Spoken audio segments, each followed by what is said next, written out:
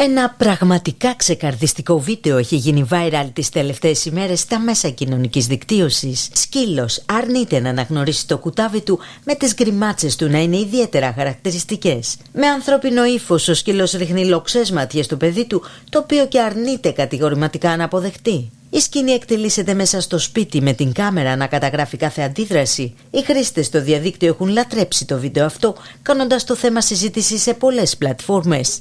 Έτσι, παρά τις προσπάθειες των ιδιοκτητών του να αντικρίσει το παιδί του, το Pitbull δεν θέλει ούτε να το βλέπει. Το κουτάβι προσπαθεί να πλησιάσει, αλλά συναντά ένα τείχος αδιαφορίας. Μόνο προς το τέλος δείχνει ένα ελάχιστο ενδιαφέρον, αλλά και πάλι το Pitbull διατηρεί το ψυχρό ύφος του. Πρόκειται για ένα βίντεο που αποδεικνύει πως ακόμα και τα ζώα έχουν προσωπικότητα.